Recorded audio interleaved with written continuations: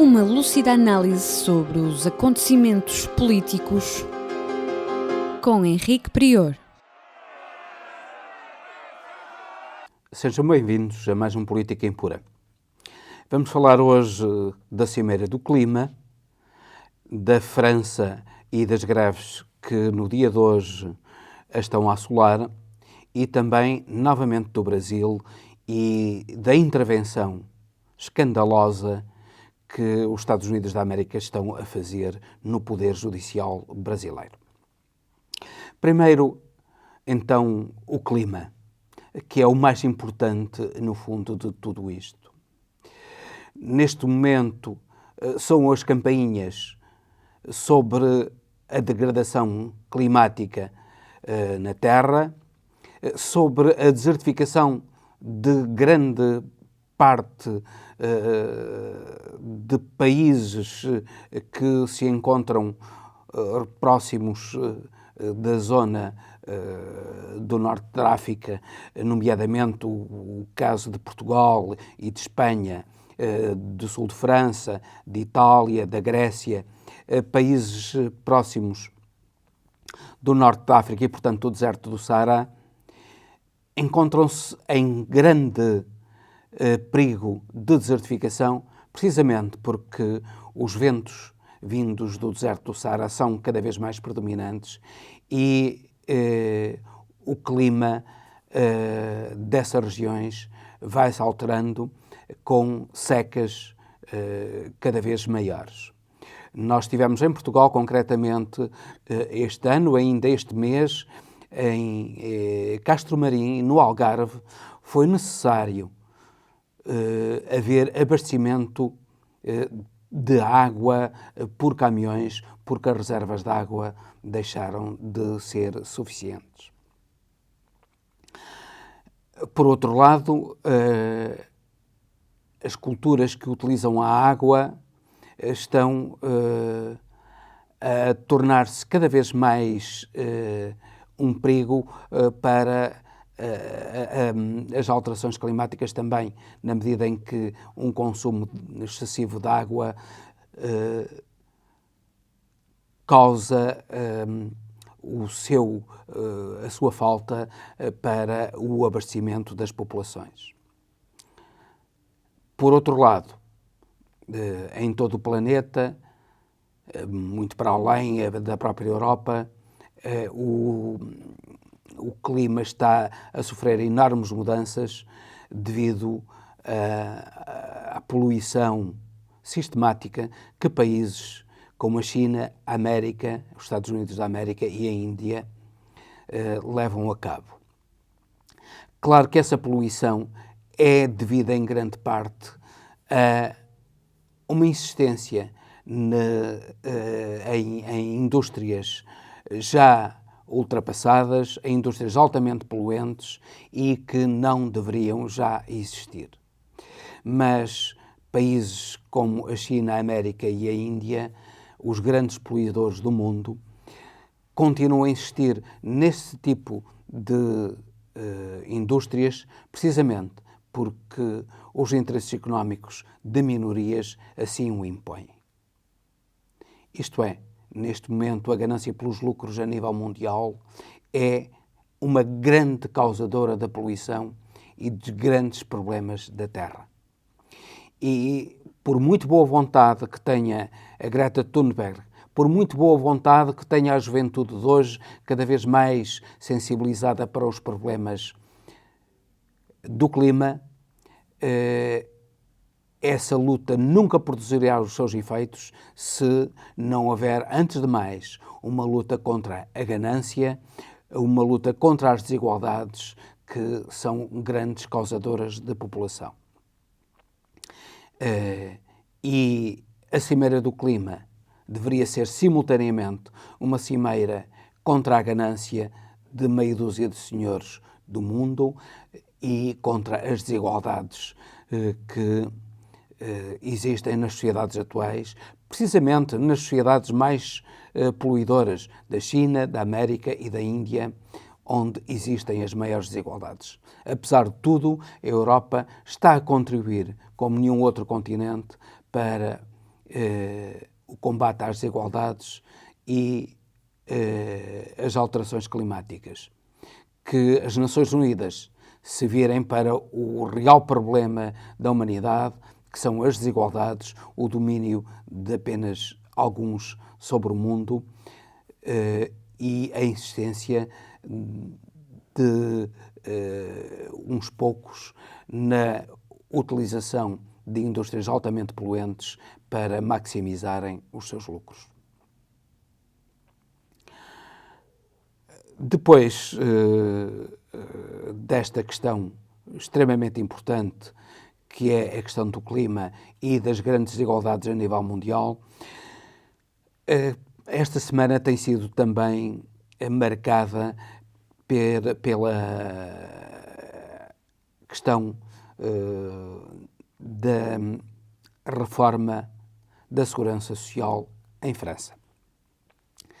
A questão da Segurança Social e da sua reforma é uma questão que não é apenas francesa, é uma questão, de uma maneira geral, europeia, porque na Europa assiste-se cada vez mais ao envelhecimento da população e, portanto, esse envelhecimento significa também uma maior dificuldade em tornar sustentável a segurança social. Isto é, o êxito da Europa em muitos campos, nomeadamente no campo da saúde, no campo da longevidade. A Europa é o continente onde existe a maior esperança de vida à partida, anda nos cerca de 80 anos já. Portugal ultrapassa a média já com mais de 81 anos de esperança média de vida. Mas esse aumento da esperança média de vida tem também como reverso da medalha uma dificuldade cada vez maior do financiamento e da sustentabilidade da segurança social. Claro que em grande parte isto acontece porque há uma enorme fuga ao pagamento à segurança social, sobretudo por grandes empresas, grandes grupos económicos. E essa fuga à segurança social e aos seus encargos reduz enormemente as receitas da segurança social que deveriam ser destinadas ao pagamento das reformas. No entanto, isso não é tudo. E a Europa terá que aumentar significativamente a sua população ativa e, inclusivamente, terá que encarar a questão da reforma como algo estrutural e com a possibilidade de a reforma ocorrer num prazo mais dilatado do que atualmente ocorre, através de algo que, infelizmente, não tem estado a ser ensaiado, que é o trabalho a tempo parcial. O trabalho a tempo parcial pode ser, já é e poderá ser cada vez mais, uma forma de tornar os idosos ativos e ativos saudáveis, porque não basta só haver um prolongamento da esperança de vida, é necessário que essa esperança de vida seja uma esperança de vida saudável. E para isso é importante, muito importante a atividade. E para isso mesmo seria importantíssimo que os mais idosos, particularmente a partir dos 65 anos, pudessem trabalhar a meio tempo, embora já com uma pensão de reforma parcial, pudessem também trabalhar a meio tempo, contribuindo para a segurança social e, simultaneamente, contribuindo para uma velhice com saúde. Infelizmente, os países europeus não têm encarado de frente esse problema e não têm percebido que a segurança social só é sustentável se houver não só um aumento do número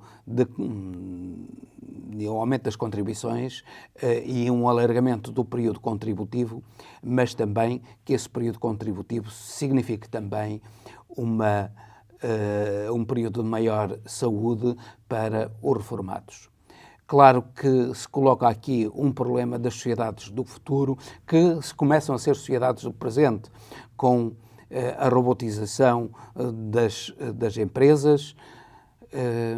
Certamente que serão dispensados muitos trabalhadores e, portanto, a questão do emprego e a questão dos descontos para a segurança social e do seu financiamento será uma questão extremamente delicada para encarar no futuro.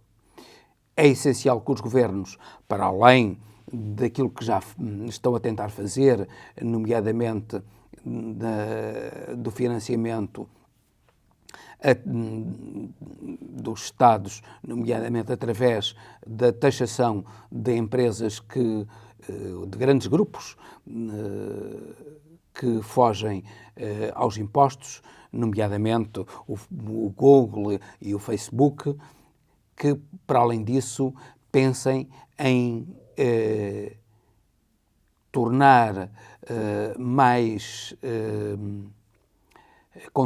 contributivas para a segurança social e para a sociedade empresas que usam os robôs.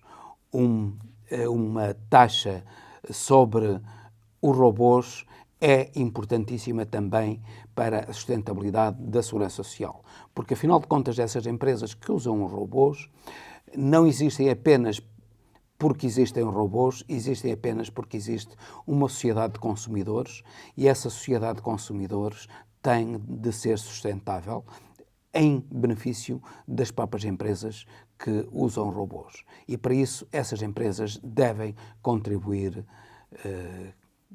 também para o consumo e, portanto, para a sustentabilidade da segurança social e dos reformados que são também consumidores. Esperamos que a Europa venha a repensar esta questão e que coloque também a questão da taxação das empresas que usam a robótica e as novas tecnologias de uma maneira geral, uma taxação especial de acordo com os rendimentos gerados, muito para além do número de trabalhadores que elas próprias usam para gerar esses rendimentos. Finalmente, falamos, inevitavelmente, do Brasil. O Brasil surpreende-nos em cada dia. Mas esta semana, no dia 3, surpreendeu-nos com uma escandalosa visita do encarregado de assuntos políticos da Embaixada Americana em Brasília ao Tribunal Regional Federal da 4ª Região, sediado em Porto Alegre.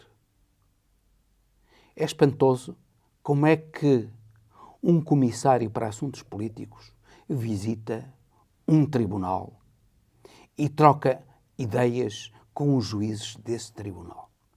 Mas esse comissário está ali para exercer qualquer poder judicial ou apenas para dialogar com os agentes políticos? Isso demonstra claramente que está a haver no Brasil uma grave interferência do poder político americano no poder judicial brasileiro, com a conivência do poder político brasileiro. É importante que isso seja denunciado e que os brasileiros tomem consciência dessa gravíssima interferência na soberania do Brasil e na independência do poder judicial do Brasil, que cada vez se mostra mais como um instrumento político dos Estados Unidos da América e das suas ambições políticas de domínio sobre a América Latina.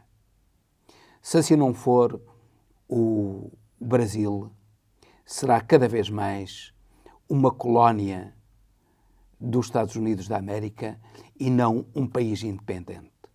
Esperamos que os brasileiros acordem e se revoltem contra esta indecorosa intromissão dos Estados Unidos da América no Poder Judicial do Brasil, para que o Brasil tenha, perante a comunidade internacional, alguma dignidade.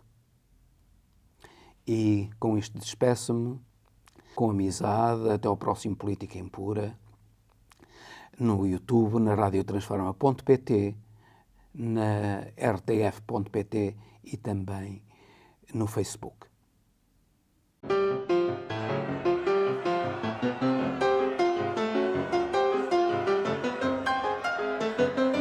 Uma lúcida análise sobre os acontecimentos políticos com Henrique Prior.